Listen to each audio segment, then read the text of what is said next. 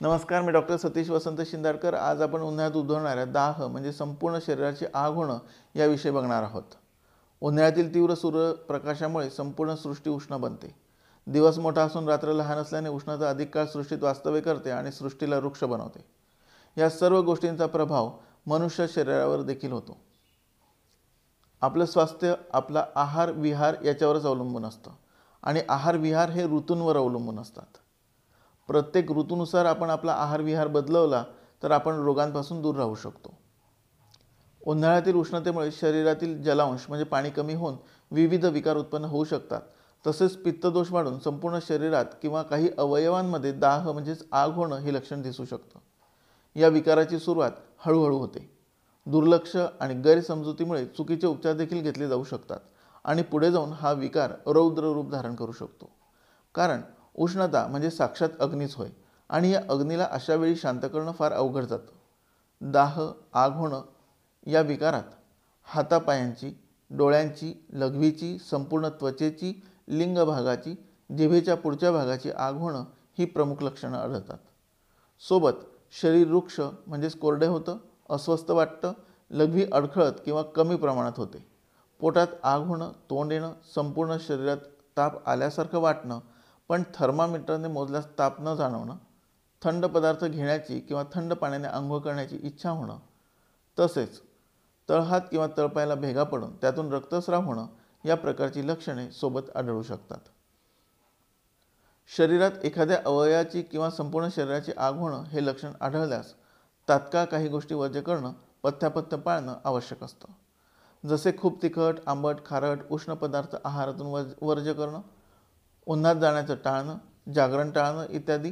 तसेच गरम पाण्याने आंघोळ करू नये, पाणी पिण्याचे प्रमाण अधिक असावे, झोपेच्या गोळ्या किंवा स्टिरॉइड्स घेत असल्यास त्या वैद्यकीय सल्ल्याने बंद कराव्यात, शौचास साफ होत नसल्यास रेचक औषधी वैद्यकीय सल्ल्याने घ्याव्यात, लघवीला आग होत असल्यास 1 चमचा धणेपूड 1 ग्लास पाण्यात 4 तास भिजत टाकून गाळून प्यावे, शहाळ्याचे पाणी, गुलकंद, कामदुधा, प्रवाळभस्म, चंदन, वाळा, गुलाब पाकळ्या यांचा वापर करावा।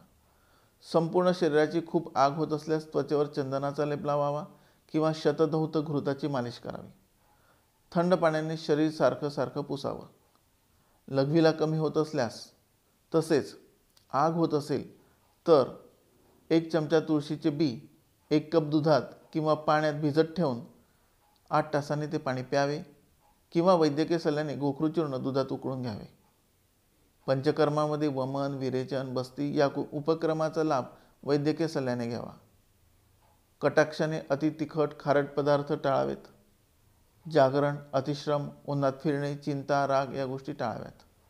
मद्यपान, गुटखा, मांसाहार, अंडी, लसूण हे वर्ज्य करावे।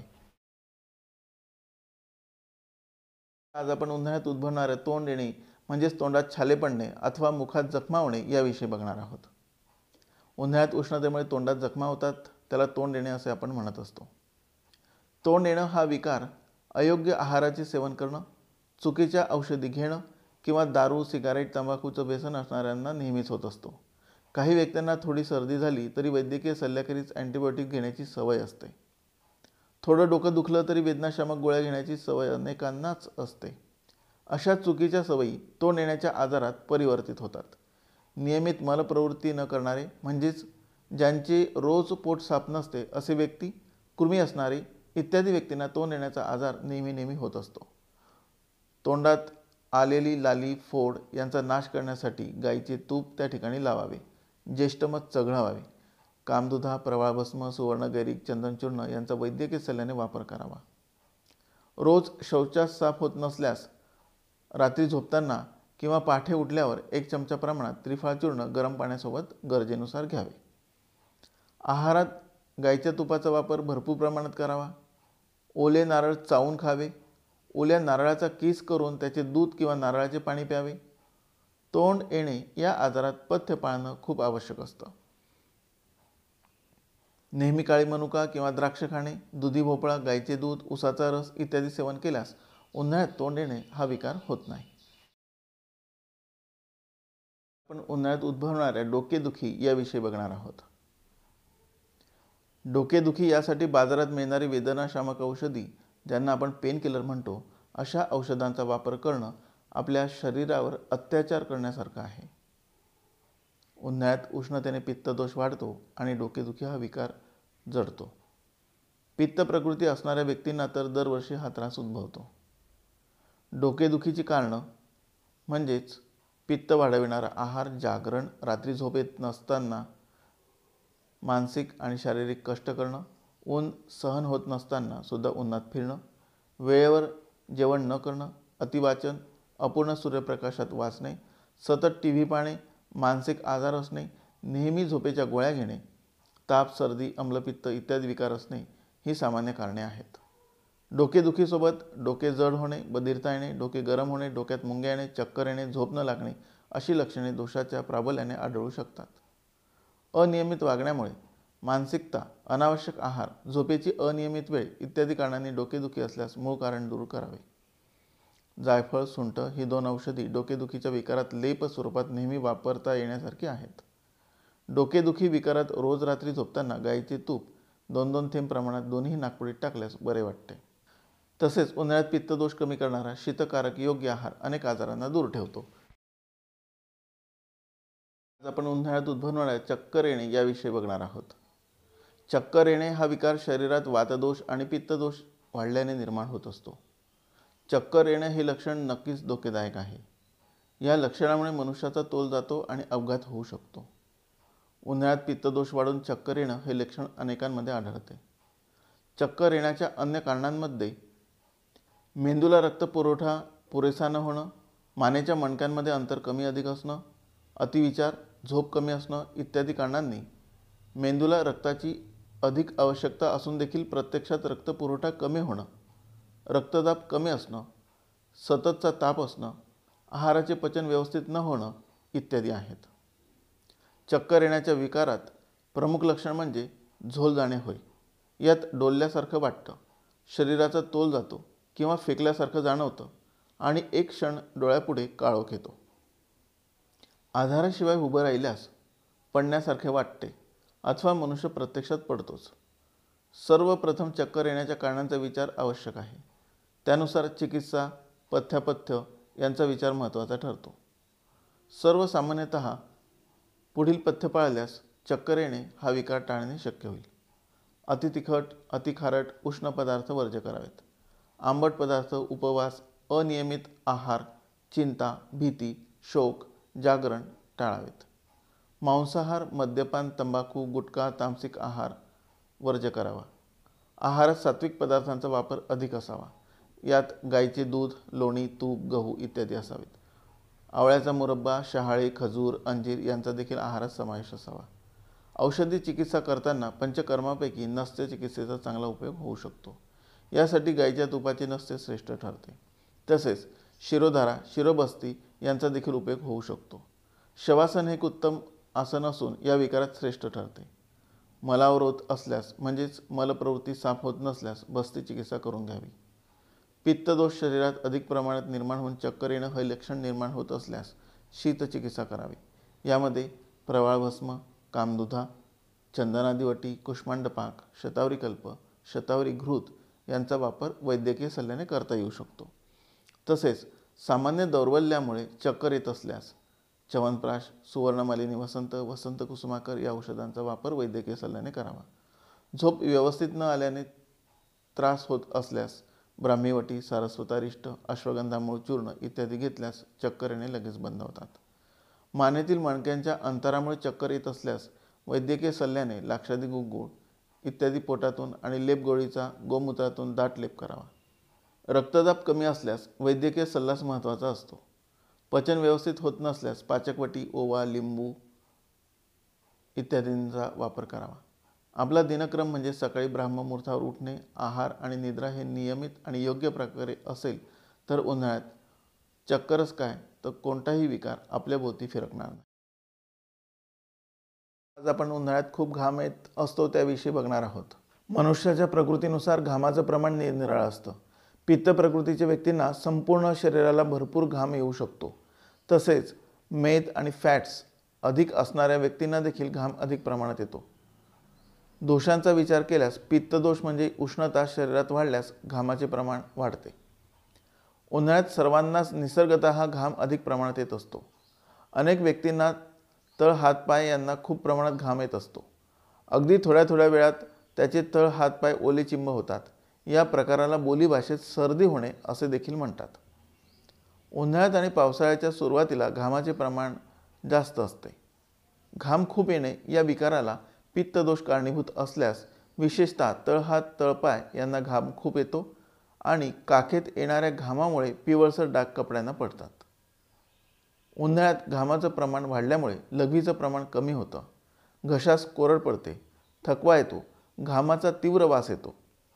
उन्हाळ्यात सूर्याच्या उष्णतेने तसेच खूप तिखट, आंबट, खारट, उष्ण पदार्थांचा अतिवापर केल्याने, अंडी, मांसाहार, लोणचे अधिक प्रमाणात सेवन केल्याने तसेच सर्दी, डोकेदुखी याकरिता वैद्यकीय सल्ल्याखेरीज सतत औषधी सेवन केल्यास, अतिव्यायाम, उन्हात किंवा उष्णतेजवळ सतत काम केल्यास, तसेच सातत्याने राग, भीती इत्यादी मानस दोष असल्यास शरीरात पित्तदोष वाढतो, उष्णता वाढते आणि पर्यायाने घाम खूप प्रमाणात उत्पन्न होतो. घाम खूप येणं हा विकार वाढल्यास त्वचा विकार, केसांचे विकार जसे केस गळणं, केस पांढरवणं, कोंडा होणं, मेदोविकार, थकवा येणं, लघवी कमी होणं, लघवीला जळजळ होणं इत्यादी लक्षणे निर्माण होऊ शकतात. म्हणून वेळीच उपचार करणं, पथ्यापथ्य पाळणं आवश्यक असते. उष्णतेमुळे पित्त वाढलेलं असल्याने पित्तदोष कमी होण्यासाठी वैद्यकीय सल्ल्याने रेचक औषधी घ्याव्यात, म्हणजेच पोट साफ करणाऱ्या औषधी घ्याव्यात, अथवा काळी मनुका, त्रिफळा इत्यादींद्वारे पोट साफ होईल असे बघावे. स्नानासाठी थंड पाणी आणि सुगंधी उटण्याचा वापर केल्यास उन्हाळा सुसह्य. आज आपण उन्हाळ्यात उद्भवणाऱ्या उष्माघात याविषयी बघणार आहोत. उन्हाळ्यात होणारा सर्वात घातक आजार म्हणजे उष्माघात. बांधकामावर जाणारे मजूर, शेतकरी इत्यादी व्यक्ती प्रामुख्याने उष्माघाताचे बळी ठरत असतात. जे व्यक्ती उन्हात काम करतात आणि पाणी खूप कमी पितात, तसेच मद्यपान करतात, चहा, कॉफी सारखे उत्तेजक पेय खूप प्रमाणात घेतात, त्यांना उष्माघाताचा धोका अधिक असतो. चहा, कॉफी इत्यादीमुळे शरीरातील पाणी लघवी वाटे बाहेर टाकले जाते आणि शरीरातील जल अल्पता निर्माण करण्यास कारणीभूत ठरते. उन्हात काम करणाऱ्या लोकांनी डोक्यावर रुमाल बांधावा, शक्यतो सुती पांढरे कपडे असावेत किंवा रंगीत कपडे असल्यास फिकट रंगाचे असावेत. लहान मुलं आणि वयोवृद्धांना उष्माघाताचा धोका अधिक असतो. तसेच हृदय, किडनी, फुफ्फुस इत्यादीचे विकार असणाऱ्यांना देखील उष्माघाताची संभावना वाढते. उष्माघात टाळण्यासाठी भरपूर पाणी प्यावे, सोबत लिंबू सरबत, विविध फळांचे ज्यूस इत्यादी घ्यावेत. मुलांनी उन्हाळ्यात मैदानी खेळांच्या ऐवजी बंदिस्त खेळच खेळावेत, अथवा मैदानी खेळ सकाळी 9च्या आत आणि सायंकाळी 6च्या नंतर खेळावेत. घरात हवा खेळती राहील अशी व्यवस्था प्रत्येकाने करावी. घरात थंडावा निर्माण करण्यासाठी खिडक्यांना पडदे, घराच्या छताला बाहेरून पांढरा रंग लावणे इत्यादी करावे. रात्रीच्या वेळी गच्चीवर, घराच्या अंगणात, मोकळ्या जागेत, मोकळ्या हवेत झोपावे. यामुळे उष्माघाताचा धोका कमी होऊ शकतो. उन्हाळ्यात उष्माघात या आजारापेक्षा कमी तीव्रतेचा एक मुख्य आजार म्हणजे सनबर्न, त्वचेचा दाह म्हणजेच त्वचेची आग. लहान मुलांना या आजारापासून दूर ठेवणे गरजेचे असते, म्हणून प्रत्यक्ष प्रखर सूर्यकिरणांच्या संपर्कापासून त्यांना दूर ठेवावे. प्रखर सूर्यकिरणांमुळे भविष्यात त्वचेचा कर्करोग होण्याची शक्यता असते, ती देखील दूर होते. काही मुलांना प्रखर सूर्यकिरणांमुळे त्वचेवर ॲलर्जी प्रमाणे लक्षणं निर्माण होतात. उन्हाळ्यात सकाळी 9 आणि दुपारी 4 या वेळात सूर्यकिरणं प्रखर असतात, म्हणून मुलांना घराबाहेर पाठवू नये. ज्या व्यक्तींना दुपारी घराबाहेर जाणं गरजेचं आहे त्यांनी सैल सुती कपडे, तोंडाला आणि डोक्याला रुमाल बांधावा. प्रखर सूर्यकिरणांमुळे त्वचेची आग झालीच तर अर्धा ते 1 तास थंड तापमानाच्या स्वच्छ पाण्याने त्वचा थंड करीत राहावी. आणि आज आपण उन्हाळ्यात उद्भवणाऱ्या आम्लपित्त म्हणजेच ॲसिडिटी याविषयी बघणार आहोत. तीव्र सूर्यसंतापामुळे वाढलेल्या उष्णतेमुळे उन्हाळ्यात सर्व सृष्टी रुक्ष बनलेली असते. रात्र अगदी लहान आणि दिवस फार मोठा असल्याने सृष्टीत सूर्याची उष्णता बराच वेळ टिकून राहते. परिणामी सृष्टीतील जलाचा ऱ्हास होत जातो. बाह्य वातावरणातील उष्णता आणि रुक्षतेचा परिणाम मनुष्य शरीरावर देखील होतो. या रुक्षतेमुळे मनुष्य शरीरात वात आणि पित्त दोष बिघडतो. पर्यायाने भूक मंदावते आणि अम्लपित्त म्हणजेच ॲसिडिटी सारखे अनेक विकार उद्भवू शकतात. अम्लपित्त म्हणजेच ॲसिडिटी हा विकार सर्वांना परिचित आहे. या विकाराच्या प्रमुख लक्षणांमध्ये जेवणानंतर घशाची आंबट येणं, छातीत जळजळ होणं, आंबट कडू उलटी होणं, मळमळ, उलटीनंतर बरं वाटणं, पोट दुखणे, डोके दुखणे, गॅसेसचा त्रास, चक्कर येणे, थकवा येणे इत्यादी. आजचे आपले अनुचित राहणीमान, अयोग्य आहारविहार, खराब सवयी आणि अनिष्ट प्रथा इत्यादी अनेक गोष्टी अम्लपित्ताला कारणीभूत आहेत. उन्हाळा आणि पावसाळ्याच्या सुरुवातीस या आजाराची तीव्रता अधिक असते. अम्लपित्त व्याधी निर्माण होण्याच्या प्रमुख कारणांमध्ये वेळेवर जेवण न करणं, खूप तिखट, आंबट, खारट पदार्थ सेवन करणं, मांसाहार, अंडी, मद्यपान, धूम्रपान, तंबाखू, गुटखा खाणे, मानसिक ताणतणाव असणं, चिंता, रात्री जागरण, अनेक ॲलोपॅथिक औषधांचं वैद्यकीय सल्ल्याखेरीज सेवन इत्यादींचा समावेश होतो. अम्लपित्त विकार उन्हाळ्यात होऊच नये किंवा झाल्यास लवकर आटोक्यात आणण्यासाठी काही पथ्य पाळणं आवश्यक असतं.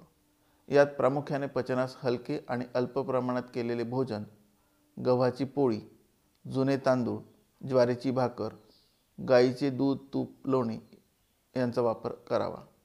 रव्याची, गव्हाची, तांदळाची खीर सेवन करावी. ताजं ताक रोजच्या आहारात असावं. या ऋतूत येणारी फळे जसे आंबा, करवंद, डाळिंब, कोकम यांचा वापर करावा. मसाल्याचे पदार्थ वर्जस करावेत. याला अपवाद धणे आणि जिरे आहे, कारण हे भूक वाढविणारे असून गुणाने थंड असतात. आहारात पालेभाज्या, फळभाज्या, रताळे, गाजर, बीट, सुरण यांचा वापर करावा.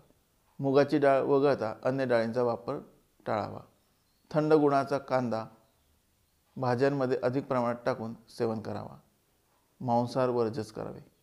पित्तदोष कमी व्हावे म्हणून शहाळ्याचे पाणी, फालसा, ताजी नीरा, काकडी, कलिंगड यासारखी भरपूर पाणी असणारी फळं, दुधाचे आईस्क्रीम, थंड लस्सी, मातीच्या माठातील थंड पाणी या ऋतूत उत्पन्न होणाऱ्या अम्लपित्ताला नष्ट करण्यास उपयुक्त ठरतात.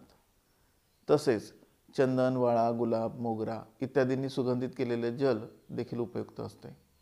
प्रवाळयुक्त गुलकंद, मोरावळा म्हणजेच आवळ्याचा मुरब्बा, शतावरी कल्प, लघुसूच्छेकर, कामदुधावटी, अविपतिकर चूर्ण, प्रवाळ पंचामृत, दाढिमावलेह इत्यादी औषधींचा उपयोग वैद्यकीय सल्ल्याने केल्यास अम्लपित्त व्याधीपासून मुक्ती निश्चित मिळते. आपण उन्हाळ्यातील उद्भवणाऱ्या अजीर्ण याविषयी बघणार आहोत. उन्हाळ्यात आणि पावसाळ्याच्या सुरुवातीला शरीरातील पचनक्षमता द्रवरूप पित्त आणि वातदोषामुळे बिघडते. परिणामी सेवन केलेला आहार पचण्यास बाधा उत्पन्न होते. अजीर्ण व्याधीची अनेक कारणं असली तरी त्यात प्रमुख म्हणजे भूक नसताना जेवण करणे, पहिले जेवण पचलेले नसताना देखील पुन्हा जेवण करणे, हॉटेलचे मसालेदार चमचमीत पदार्थ सेवन करणे, शिळे पदार्थ सेवन करणे, तसेच रात्री जागरण, दुपारी जेवणानंतर लगेच झोप घेणे, आहारामध्ये अति गोड पदार्थांचाच भडीमार असणे, खूप प्रमाणात केळीसारख्या फळांचं सेवन करणं, तहान नसताना पाण्याचे अति प्रमाणात सेवन, आहारानंतर अति प्रमाणात पाणी सेवन, अन्न व्यवस्थित न चावता गिळणे, न आवडणारे पदार्थ सेवन करणे इत्यादी अजीर्ण व्याधीची उत्पन्न करण्याची प्रमुख कारणं ठरू शकतात. अजीर्ण व्याधीच्या प्रमुख लक्षणांमध्ये पोटात वायू धरणं, पोट फुगणं, अन्नाचे करपट ढेकर येणं, वायूला किंवा मलाला खूप दुर्गंध येणं, अस्वस्थ वाटणे, सुस्ती येणे, अन्न नकोसे वाटणे, शरीर जड वाटणे, पोटात आवाज येणे इत्यादी लक्षणे दिसतात. अजीर्ण झालं असल्यास लंघन करणं हा एकमेव आणि चांगला मार्ग आहे. तसेच गरम पाणी पिणे हा देखील उत्तम उपाय असला तरी उन्हाळ्यात शक्यतो याचा उपचार म्हणून उपयोग करू नये, कारण उष्णता वाढू शकते. अन्य उपचारांमध्ये लिंबूचा रस, काळं मीठ म्हणजे पादेलोण, अद्रक, ओवा इत्यादी उत्तम असतात.